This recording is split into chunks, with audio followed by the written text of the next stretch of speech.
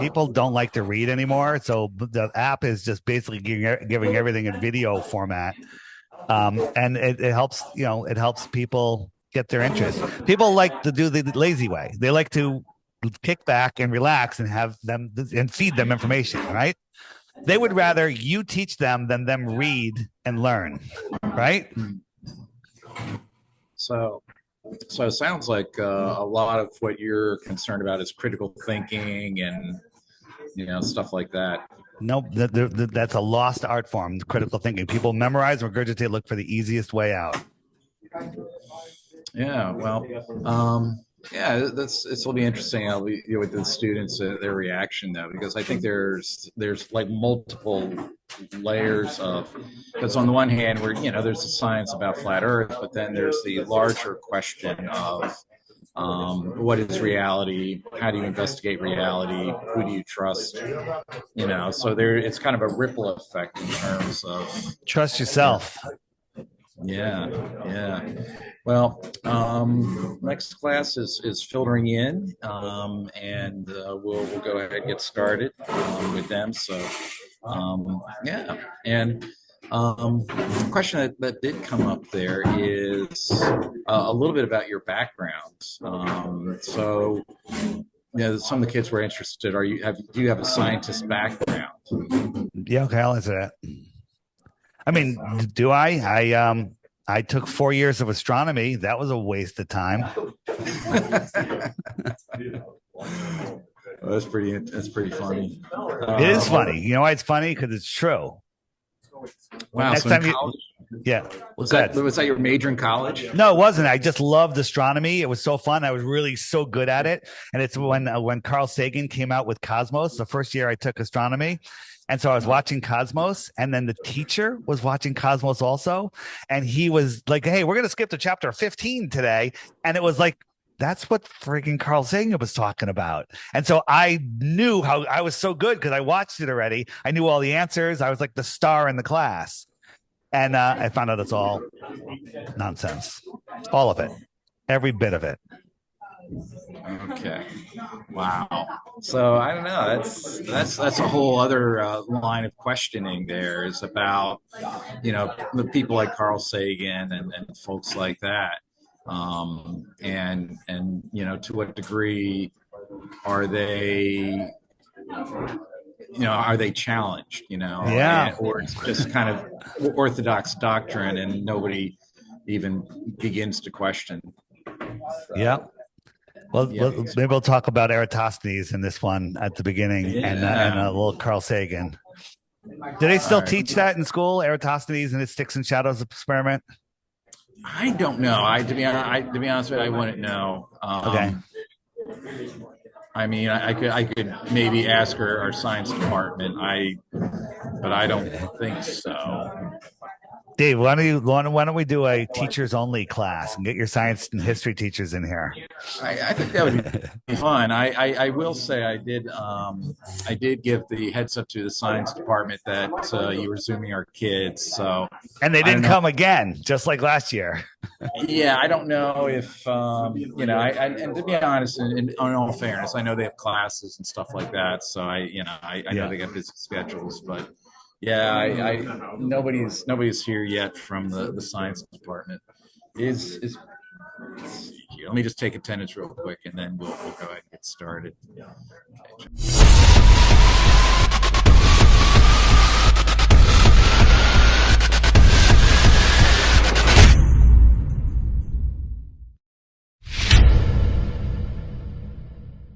Okay. So. Dave, thank you for taking time out of your schedule to chat with us and all my classes. I appreciate it. So what we're going to do is we're going to flip the camera, and that way everybody say hi. Hey, everybody. And so what we're going to do is I've consolidated some of the questions that were asked among all three classes. So I'm going to ask those questions, and then we'll open it up for you guys to ask questions.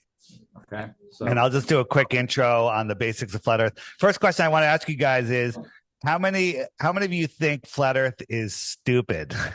Raise your hand. Okay, good. And how many of you? And I assume that you think that it doesn't matter then, right? What difference does it make in your life? You still have to go to school on Monday, right? So let me show you what flat Earth is and what it isn't. All right. So when you Google flat Earth, if you Google the top 10 reasons the Earth is flat, you're going to get top 10 reasons the Earth is a globe, because Google doesn't want you to know that. If you Google flat Earth, you're going to see images like this. That background. What happened there? There we go. You're going to see this floating disc in space, which is nonsense. Nobody believes this. But if you look at that, you go, wow, flat Earth is so stupid. I'm never going to look at it again.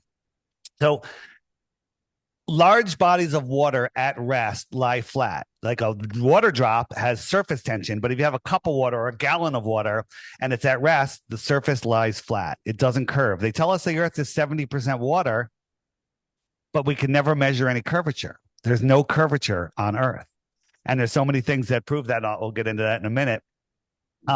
So large bodies of water at rest need containment, like a bathtub needs the sides of the tub. Remove the side of the tub, the water's gone.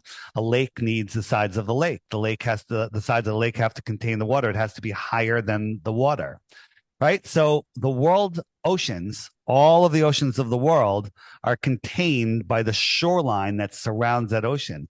And we call that shoreline Antarctica. We'll get into that in a minute.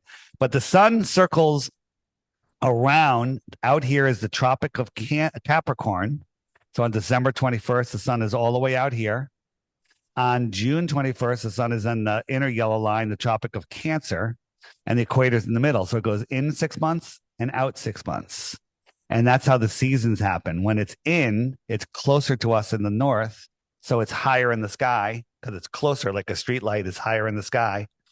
And it's warmer because it's closer. And when it goes out south, the outer southern lands, Australia, South America, they have their summer. Why we have our winter. It's closer to them, so it's higher in the sky, right? Wherever the sun is, it's noon. So right now it's noon in central Brazil, right? When it gets over here, it'll be noon in Connecticut, where I am, or where I live, right? And it's midnight over in Australia right now, right? So the sun circles around. It keeps track of the hours and the days. So wherever, these are all the time zones, right? It goes around wherever the sun is, it's noon. And the sun keeps track of the hours and the days. It laps the moon every 28, 29 days. So the moon is slowly falling behind and its phase is changing. So the moon keeps track of the weeks and the months. There used to be 13 months of 28 days, which is 364. And then 1 day to reset the year. And then if we turn on the stars, that's not what I wanted. If we turn on the stars are going slightly faster than the sun. And they lap the sun once every 365 days. So the sun will slowly drift backwards through each zodiac for about a month. So the stars keep track of the seasons and the years. So the sky is known as the sky clock. It's a perfect clock. It's more accurate than any Swiss watch or any other timekeeping device, provably so, because they all use the sky clock to figure out what time it is. So somehow this gravitational random universe from a big bang has created the perfect repeating time cycle ever, right? We have eclipses that happen that repeat themselves every 18 years. The same cycle of eclipses happens again and again and again and again. That is impossible on a heliocentric gravitational based ball system. So let's go into questions, because I don't see what you guys have in your mind, because I can talk for hours and hours and hours, and I want to get your questions, because what I find happens here is I can lay out 100 proofs, and if I don't answer the one question you have in your head, you discard everything. And the last thing I want to say, or definitely not the last thing, but the last thing I want to say right now, is belief is the lazy man's knowing. What does that mean? I told you I live in Connecticut. You can believe it, but you don't know it. You don't know it. You can just believe it because it's easy. But if you want to know it, you're going to have to look me up. You're going to have to find my friends, look me on Facebook, check out the metadata from a picture, all sorts of stuff. And then you can know. But right now, it's just a belief. So you believe a lot of things and you have no idea. You guys all believe you live on a ball, but you can't give me one reason why, one scientific reason. I can give you 100 or 1,000 that you don't live on a ball. So let's go to questions. Let me just ask a couple questions here. First, you mentioned a lot about the sun and the moon and stars. Do we live in a solar system? Are there truly other universes out there? Yeah, so we live in a soul system. This is a intelligently designed system made for souls, right? To say that there's other universes out there in outer space is scientifically impossible, right? When we look up with today's consumer optics, this is what a star looks like. This is what a star looks like, right? Does that look like what they tell us in science? You can do this with any super zoom camera, zoom in, and this is what a star is, right? Kind of looks like it's in water, right? I think that's what we call space is water. But again, we can't get up high enough to tell you. And everything that NASA has shown you in all of the years is all nonsense, provably so. So when you say, is there other life, extraterrestrial life? Extraterrestrial life would come from the extraterra here on flat Earth. So believing in more, extraterrestrials is makes perfect sense on a flat Earth. Think about this. So on a flat Earth, if the Earth is set up like this, right? Let's just say this is just a zoom in. So here we go, America, South America. And then this is Antarctica. It's containing our water pretty much. And then out here are other continents, extra territory, extraterrestrials, just thousands of miles away in the outer space. But if you look at the heliocentric model says that the closest star to our solar system is 4.5 light years away. That's 25 trillion miles. 25 trillion miles. So if we got in a rocket ship and we were going at 1 mile per second for 1 trillion seconds, how many miles have we gone? Anybody? 1 mile per second for 1 trillion seconds. How many miles have we gone? 1 trillion miles. I hope that's what you guys said, right? This is simple, right? So does anyone know how long 1 trillion seconds is? Take a guess. Anybody? 1,000 years. 31,000 years. So if we were traveling at 1 mile per second, which is faster than anyone's ever gone, for 31,000 years, we're only 1/25th of the way to the closest star. But if Elon Musk is my good friend, he gives me a rocket that goes 100,000 miles an hour, an unfathomable speed. It's only going to take us 28,000 years to get to the closest star. And the next star is magnitudes farther. This is ridiculous. This is called the law of large numbers. They never taught you how to deal with large numbers.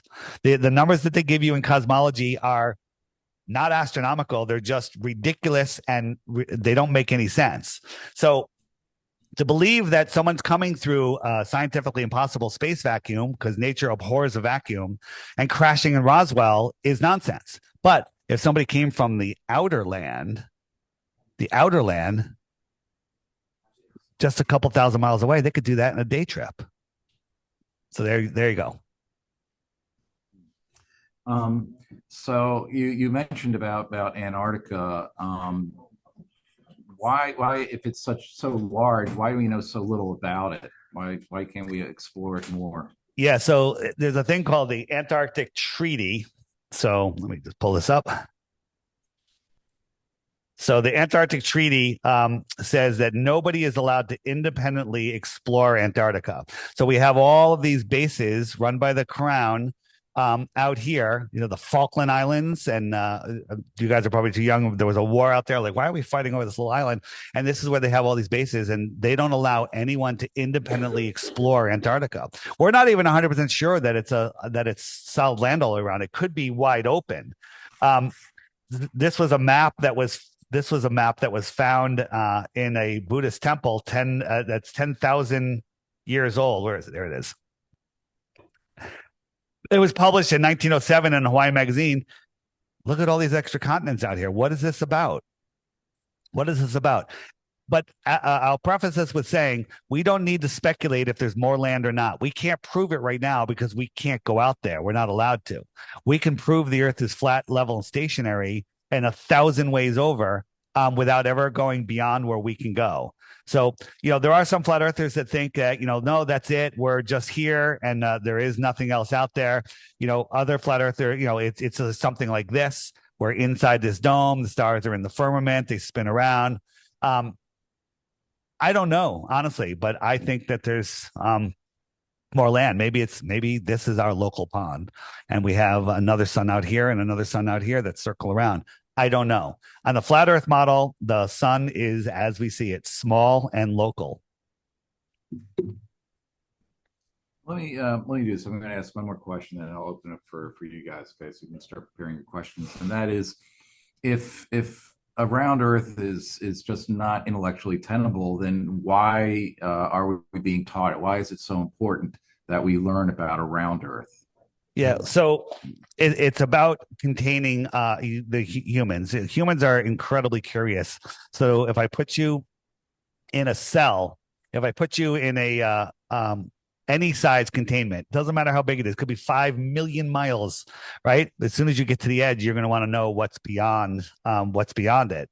So you're going to want to know what's beyond it. So the way they do it, it's a prison for your mind. You take the flat Earth. Let me just go over here a second. There we go. And you wrap it around.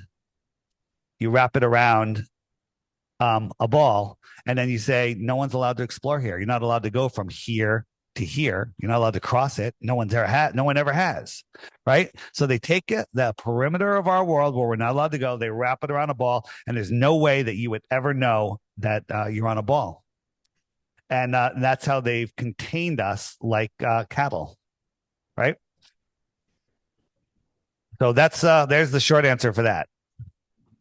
So you would argue that it's not about science; it's more about controlling people's thinking. Yeah, it's about controlling our free. Listen, if there's a book on my app, if you go to the book section and you go to the more land section, there's a book called The Iron Republic right here, Iron Republic, and you could actually find it on YouTube. Search the Iron Republic. There's a channel called The Morgile, and he read it for you. Plug that in while you're exercising, taking a walk, whatever. And it's a story about a politician in the 1800s that got fed up with what was going on here, sold everything, bought a ship, went to Antarctica and found an opening and got sucked through it. Then they were lost at sea for about 3 months and they found land. They saw a city and a boat came out and they're like, yeah, you're at the Iron Republic. And they're like, well, what do you mean? And they're like, well, it's on the other side of Antarctica, about the same distance as America is. And they're like, they didn't understand. The guy lived there for 10 years, came back and told the story here in 1901, published a series of articles in Florida Magazine. And it had lots of evidence. But again, you can't find any original copies of Florida Magazine anymore because they removed them from circulation. And it talked about an advanced civilization out there. And these people that lived out there, they used to live in here in the inner area where we live. And they said, but in the 1600s, there was tyranny and they didn't want it. So they all picked up and left. So the controllers of the world said, you know what, how can we stop people from picking up and leaving after the next reset? And they said, well, make them think they live on a ball. And the ball is literally a satanic model. And that's a whole nother topic. All right. Well, thank you for sharing. Let's open up for questions. I'm going to do kind of a sweep. I'm going to start here with Bennett and then sweep that way. Okay. What's your highest level of education? Yeah, no, that's a good question. And the question is, if you look at PhDs, well, how did they get their PhD? Memorization and regurgitation and no critical thinking. There are people that do, add to the education, but most people are just repeating what they're told. If you guys want to get straight A's, just repeat what you're told and you'll get straight A's. Right. So again, memorization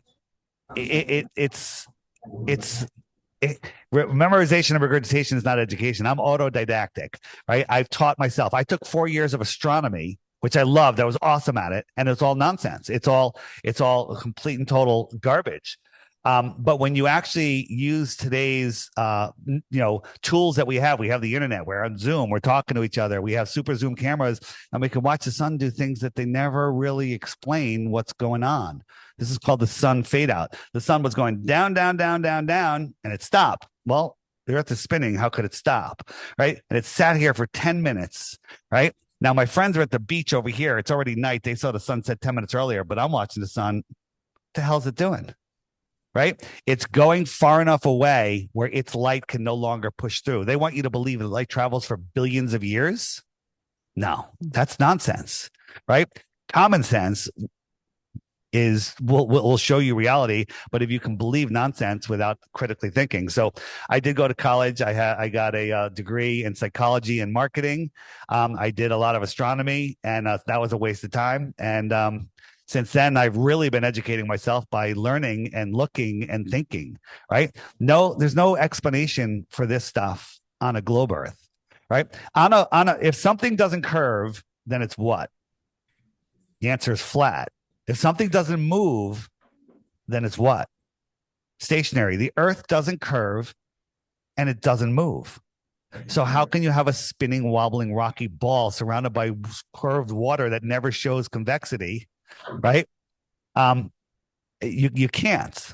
You can't. So I'll just show you one more quick thing. So here is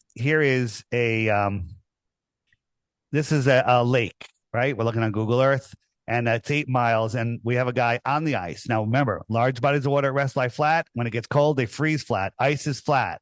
But on Earth, over 8 miles, there should be some curvature. It doesn't sound like much, but it is. Camera's at 6 inches. You put these 4 lights out here at 8 miles, 7 miles, 6 miles, and 5 miles, and they all look like they're at the same level.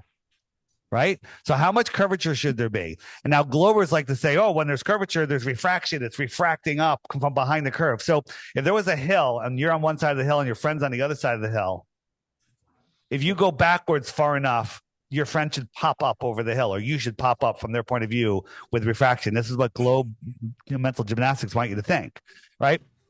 So this should be adding their ridiculous refraction in. There should be more than 30 feet, 22 feet, 15 feet, and 9 feet of curvature. When I say curvature, you're behind the curve, a physical curve. The Earth globe requires a physical curve.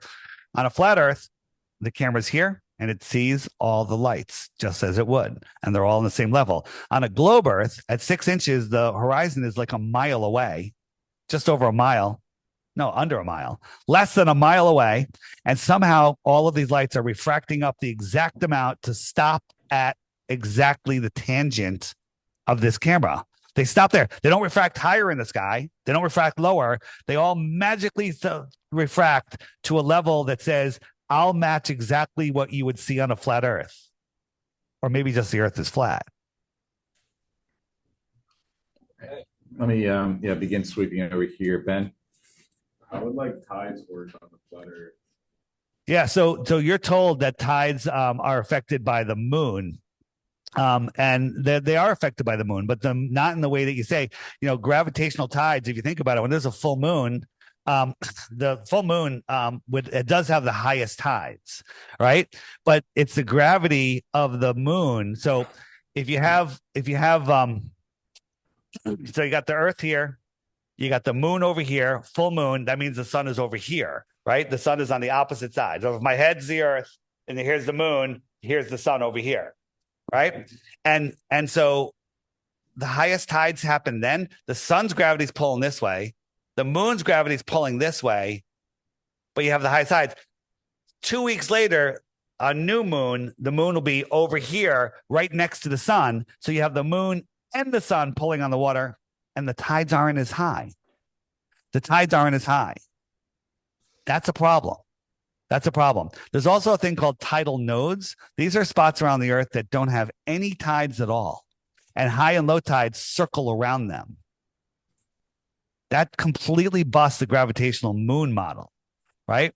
And when you look at the magnetic flux lines of the Earth, these tidal nodes match up with those magnetic flux lines. And, you know, I'm going to tell you what your model says, right? This is what Neil deGrasse Tyson, the high priest of scientism, says. So you got the moon. Where am I? The moon's over here, and it's pulling a high tide right here. And on the other side of the Earth, there's another high tide at the same time. You know why? Because the moon is pulling the Earth away from the water on the other side. That's the official story. And then the Earth is rotating through those bulges, which don't match up with reality. And meanwhile, trillion tons of water clouds can float in the sky, right? It makes absolutely no sense whatsoever. So again, on my app, the Flat Earth Sun, Moon, and Zodiac Clock app, there's a tide section with videos that talk about the fountains of the deep. There's massive 30-foot tides in Alaska and no tides on the equator, like 6-inch tides, right? So what's going on there? The Earth is pulling water in for 6 hours and extruding water out for 6 hours. So it's kind of like taking 2 breaths a day. Next. I'm gonna swing over here, Thomas. Space is like, I guess not having to do with the space question, but where do meteorites come from? Can you repeat the question, David? You need to speak up. Where do meteorites come from if it's water above us? Yeah, so meteorites are interesting, and we've all gone out and watched the meteorite showers. They're very cool. They want you to believe that things that fall from space burn up in the atmosphere, right? You know, that's why the space shuttle, when it comes back in, it has heat shields on it, right? It has heat shields, otherwise it'll burn up. But when it goes out to space, it doesn't have the heat shield, and it's going 10 times faster than when it comes in. It's kind of weird. So here is this is a military. This was a leaked footage of them testing shooting some basically fireworks things out of airplanes. And when you compare that to all of the shots that we see of meteors coming in, they look kind of exactly the same. Like these meteors are, these are big meteors that we see. They're always caught on a dashboard cam in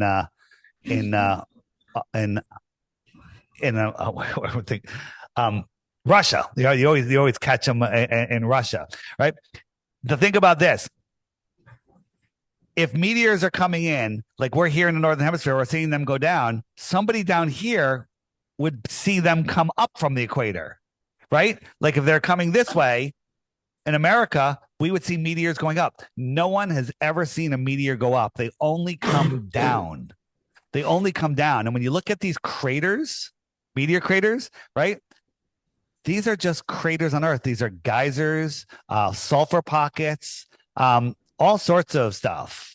But they're not meteors crashing into Earth at all, right? This was caught on a Russian dash cam, and it blew up and it knocked windows out. Wait a minute. All the meteor craters that we see are giant circles. Would this make a circle or would it make a gash? We've never seen one come straight in. But when you're watching little meteor showers, like the Perseus meteor showers in August, they're all coming down. Well, somebody on the other side of the Earth would see it going up, and no one has ever seen it go up. No one's ever seen it go up. When we see these craters, they're perfect circles. These come from within the Earth. They come from within the Earth. Never once have you seen a meteor go up, because that would be required if they're going down for someone on the other side. Okay. All right, let's swing over. Alex? Building off of the question that was just had, and that like it would always make a perfect circle. Have you ever taken a large rock or any sort of handheld item and threw it into the sand? Yes, we actually have. We've done it with bullets, with rocks, with cannonballs, and only when they go straight down do they make a perfect circle. Otherwise, they make a gash. All right. Next, Jake. Do you think the moon landing was real? Do you? Yeah. Yeah. So why do you think it's real? Because you saw it on TV?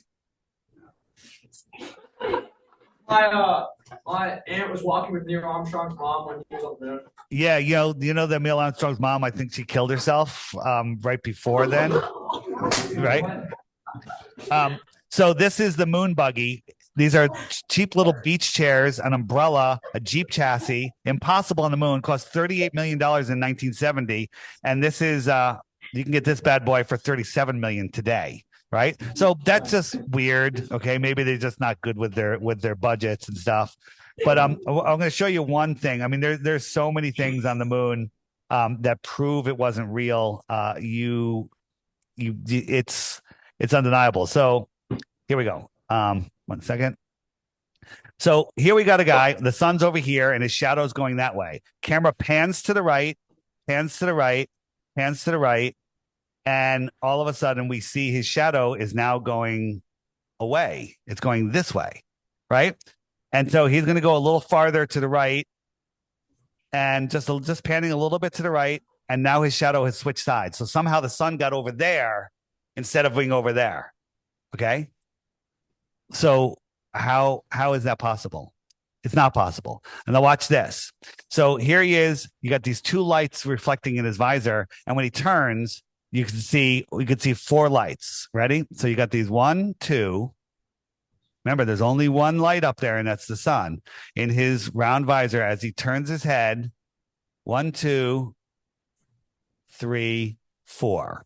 Okay. What are those 4 lights? Where did they come from? Is it something like this? Maybe. I don't know. But there's so many anomalies, on the moon. And there's also, people say, well, wouldn't there be a whistleblower? Yep, there was. There was a military guy that he died, and he gave his son a confession that he was involved with staging the moon landing and filming it on Edwards Air Force Base, I think it was. And he gave it to his son, and he said, don't release this until you know that you're going to be dead. Until after you're dead. And the guy had cancer, and he gave it to a guy named Bart Sabrell, who did a funny thing. Excuse me, a funny thing happened on the way to the moon, which is a good video to watch. And he released it after he died, and basically he gave all the names and numbers and everything. The moon landing was filmed a year in advance before it was shown on TV. And think about this. All of the press didn't get a video feed. They had to film from a rear projection screen. So the lowest resolution possible, they got to film the screen. They didn't get the actual video feed. That's suspect enough. But then all of the videotape, thousands and thousands and thousands of rolls, NASA said that, well, there was a videotape shortage and we taped over it. That's NASA's official excuse. And then they've lost the technology to send a man to the moon, and it's a painful process to build it back again. That's a quote from NASA. And since the moon landings, we haven't gone beyond 400 miles above Earth. I don't even think they've gone that far. So again, when you look at all of the evidence, it is beyond deniable. If you look at where is it? When they landed on the moon, the first step of the moon, go look at that. The guy is being filmed from the moon. So how was he filmed from the moon when no one else, when it was his first step on the moon? And even Buzz Aldrin said on Conan O'Brien, he said, I saw you way on the moon. He goes, no, you didn't. He goes, we didn't have TV cameras. You watched animation. This is Buzz Aldrin that said that. And think about this. Have you ever been on an airplane flying into your home airport and you look out the window and you see your house, right? What do? You tell the stranger next to you, look, there's my house. There's my house right there, right? You're so excited. Never once on the moon did they say the word Earth. Not once. And never once did they point the video camera at the Earth or the sun. Isn't that weird? Don't you think that would be what they're filming? Again, the moon landing is usually my litmus test when I'm doing an interview with somebody. If they believe in the moon landing, I really don't even have this conversation with them because the moon landing is the most provable thing ever. On my app, if you go to the more resources page, which is this button that looks like a spider web, and you go down to moon nonsense, here are all the videos that Google doesn't want you to find. You'll never find these unless you have direct links. So check those out, and then you'll stop believing in the nonsense of the moon landing. Nick, and then Cameron. Then we'll start going down this row. Do you believe in aliens? So I think I talked about that already. Yeah. We talked about extraterrestrials. Extraterra is the extra territory, and that there are probably other beings living on lands that we're unaware of. So you would call them extraterrestrials. There's also lots of stuff underneath us. There's cities underneath the earth that you're unaware of. And you could find all of that information if you go to the old world section on the app. You don't even have to go there. Just write this down. My lunch break on YouTube. My lunch break. Watch those videos and watch on my website, Old World Order. And then you'll learn about where we come from, what this place is, who we are, and about the probability of other beings here on Earth. All right. Let's work this row here, Sophia. So why don't you start? I literally just blanked on all my questions. All right. I had so many of them. All right. Well, just jot them down. Kona. Can you explain magnetic fields and how that works? Say that again. Could you explain magnetic fields and how that correlates with letter? Yeah. So again, let me just I'll explain it as easy as I can. So we have our North Pole. Our North Pole is at the center of the flat Earth. So I got a neodymium magnet here, and I got a compass, and the compass is pointing towards the north. Now I'm trying to push this compass west, and I have to constantly turn it to the right to maintain a west heading of 270 degrees, because north is always towards the north. So west is a circle, and that brings me right back to where I started. And if I go east, I'm following the magnetic line of 90 degrees east, and it's circumnavigating the flat Earth. Amazing. Guess what? You can do that on a globe Earth also, right? And it's the same. You always have to turn to the right or the left. But if you try to dead reckon, so I'm setting this up, that's west. And as soon as I start moving, I'm heading south. South is every direction away from center. So you have the magnetic circle right here. And what's interesting is if I try to go just south this way, I don't end up over here. On a globe, if I went off of Santiago and I went south, I'd end up in Australia, right? Because it's wrapped around a globe, right? Right. So every straight line, point in any direction, you're pointing south. No matter where you point across the earth, you're pointing south. Look, I'm going north. I'm going north. I'm going north. And as I pass the North Pole, the compass just does a 180. And now I'm heading south. South is towards the edge of our pond, right? And so when you want to talk about the magnetics of the world, this is the world that we live in. We live in this double toroid, and all of the luminaries are circling around in these magnetic fields, and we live on this dielectric plane right here. We can't live anywhere else. This is the enclosed system that we live within. The question is, how far out does it go? And all of that is off limits to anybody. It's just off limits. All the countries agree on that. They all agree.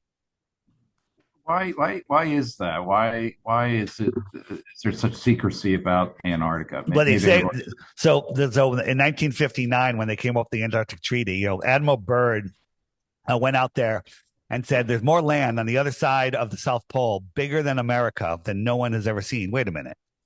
That would mean it's in between Australia and Africa. A continent as big as America, bigger that no one has ever seen, makes no sense. Unless, of course, he's going out on the flat Earth. So as soon as he announced that on live television, they came up with the Antarctic Treaty and they said, we're going to the moon, right? Don't look over here. Look over here. We're sending a bunch of Freemasons to the moon. And so the reason they said Antarctica is off limits because it's the only pristine place on Earth, and they have to protect the penguins. And so in all these movies, the Emperor Penguins, everything come out, right? We got to protect the penguins and the ice. That's the reason. Before the word environmentalism was even a thing back in the 60s, right? They came up with the Antarctic Treaty. And guess what? Every country in the world signed onto it. All the countries, we're all fighting over everything, but we all agreed nobody can independently explore Antarctica, right? You gotta see through the nonsense to understand what's going on. It's all about controlling, our understanding of who we are and hiding creation. Sophia, and then Cameron. If all the other planets, or like at least like the moon is a globe, why aren't we? Like, are we special? Like, why do we? Yeah. So the only thing you've ever seen about planets is from two sources, and one of them is more credible than the other. The more credible source would be Disney, and the less credible source would be NASA. And so when you look up and see, they want you to think these are the planets. And now we found another planet, all sorts of nonsense, right? So this is supposedly Jupiter, right? This is Jupiter, right? This is just a copy of a Van Gogh painting. These are paintings, right? You've never seen Jupiter except with your own eyes, and when you see it, it's a very bright light in the sky. Jupiter, actually, Venus is in the sky now. It's as bright as the sun. It's just smaller. But you have to believe that that light is reflecting off of this non-reflective planet, and coming back to your eye as bright as the sun. None of this works. None of it makes any sense at all. I'm just trying to find a picture. So here, this is gonna be a little more advanced, but let's do this real quick. So here's our solar system, and here we are.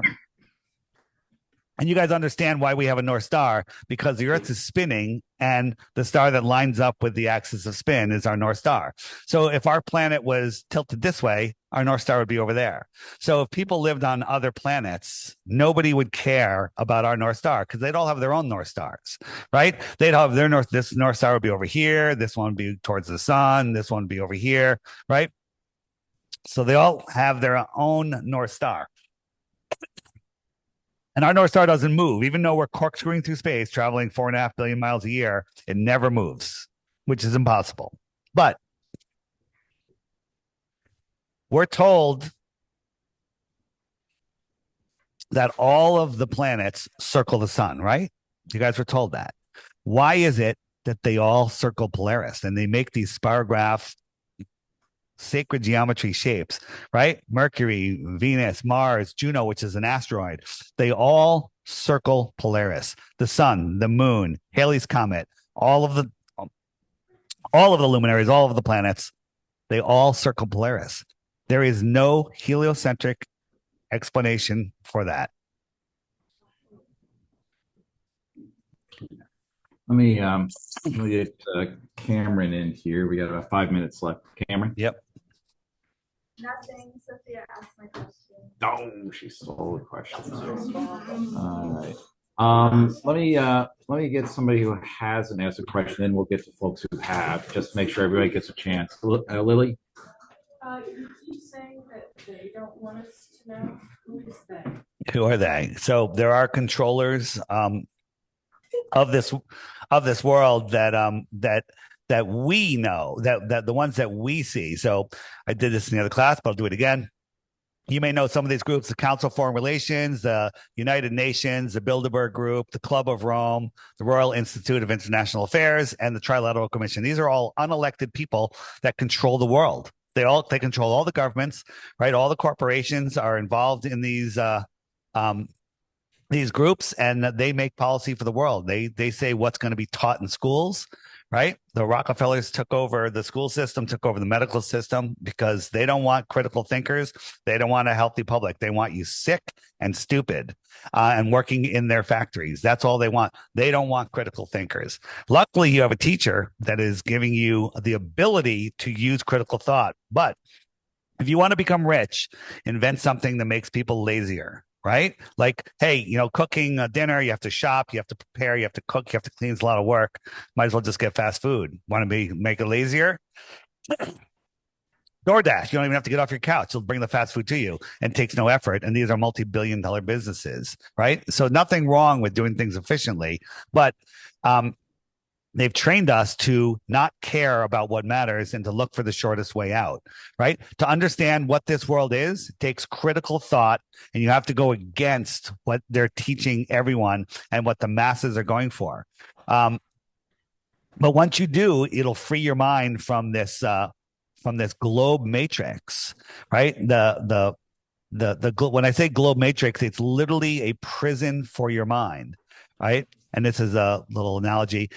Your mind is connected to everything. You're one with this universe, one verse. Okay. We're all connected, and we have these incredible powers. But when you tell this person to globe, it literally disconnects you.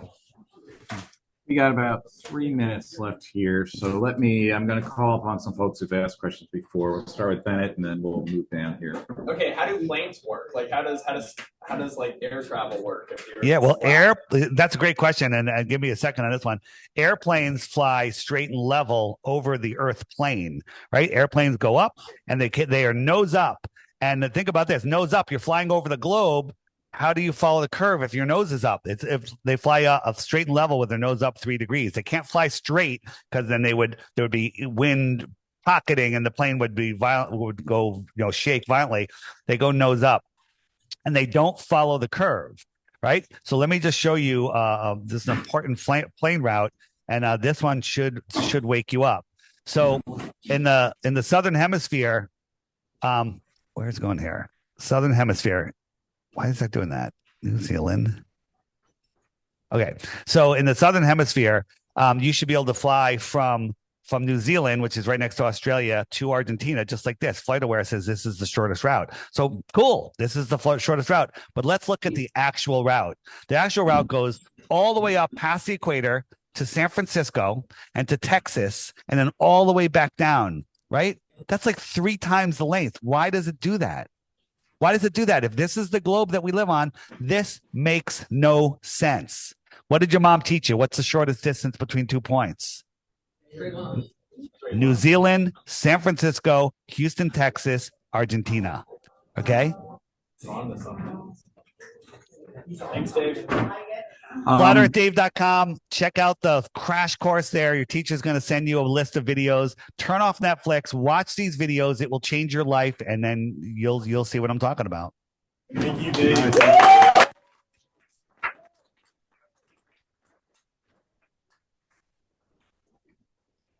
Alice, you want to come up and ask my question? If you don't mind, I know there's some other questions. Maybe I can ask you real quick before the next class comes in. Go.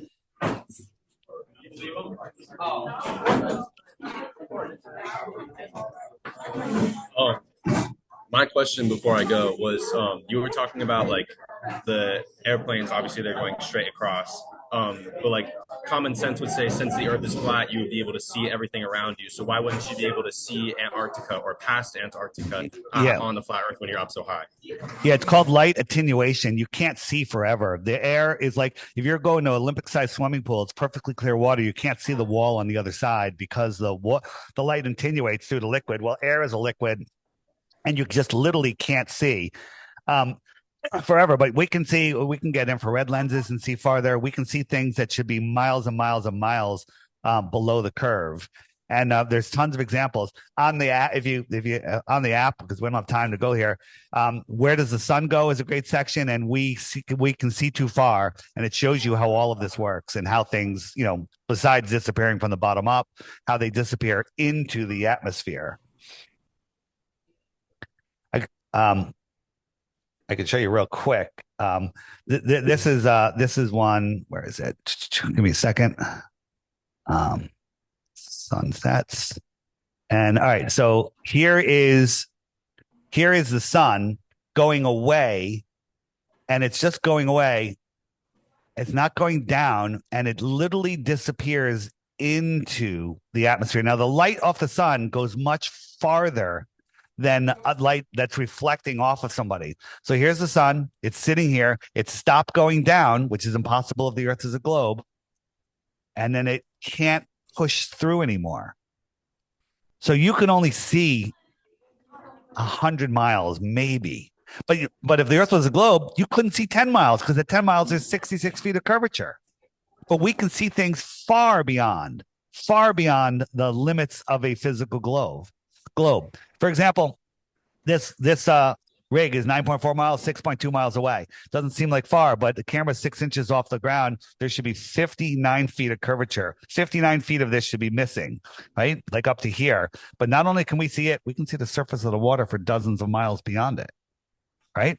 This is impossible. The globe excuse for this is ridiculous. The Earth is flat. Thank you. You got it. Yeah. You'll have a okay. Hey, how you doing? My name is Roselle. What's up? I can't wait to hear about what you're gonna say, but yeah, thank you for coming in. All right, Ben. Thanks. Yeah, the kids are definitely looking forward to hearing from you. Hey, everyone. If you enjoyed this interview, please help support my work and help wake up others by referring or gifting the app to at least one person today. By doing that, you're going to help wake people up and help me to continue doing other interviews like this. With the censorship out there that's going on, it's very difficult to find relevant information. And the app, as you know, brings people to the truthful information of our world. So help support my work, help support your efforts in waking up friends, family, and strangers. Gift them the app or just recommend the app. And let's make 2025 the year Flat Earth breaks free. Check the links below for information on how to gift the app or just refer the app to others and use your referral code to earn Dome cryptocurrency and a free subscription. Thanks.